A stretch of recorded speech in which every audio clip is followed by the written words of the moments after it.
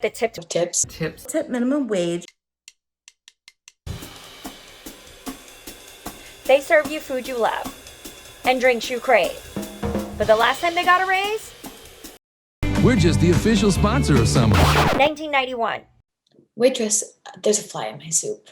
The last time tipped workers got a boost in their minimum wage was 30 years ago, when a gallon of gas was $1.23 and a movie ticket cost a little over $4.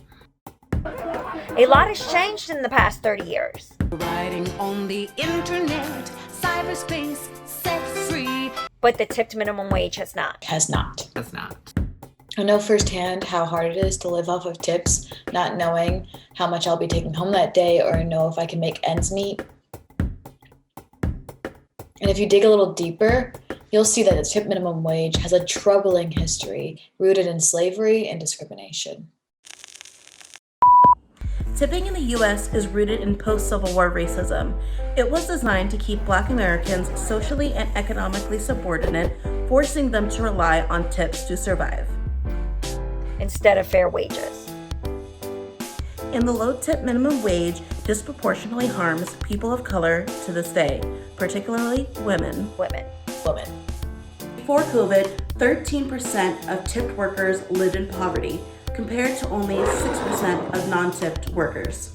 Studies have shown that many restaurant customers discriminate against Black servers, consistently tipping them less than white servers, regardless of the quality of service. And a study by Restaurant Opportunities Center United shows that women forced to work for tips report twice as much sexual harassment claims as those in states that have adopted one fair wage.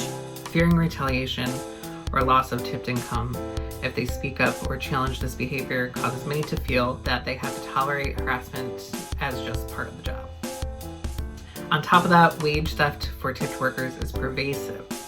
Some employers fail to make up the difference between a worker's tips and the minimum wage, and sometimes they confiscate tips.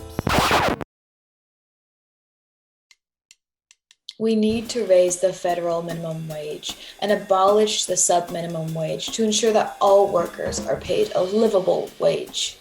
This will help create a safer and fairer workplace by reducing your reliance on tips to make ends meet. So go ahead, have that piece of pie.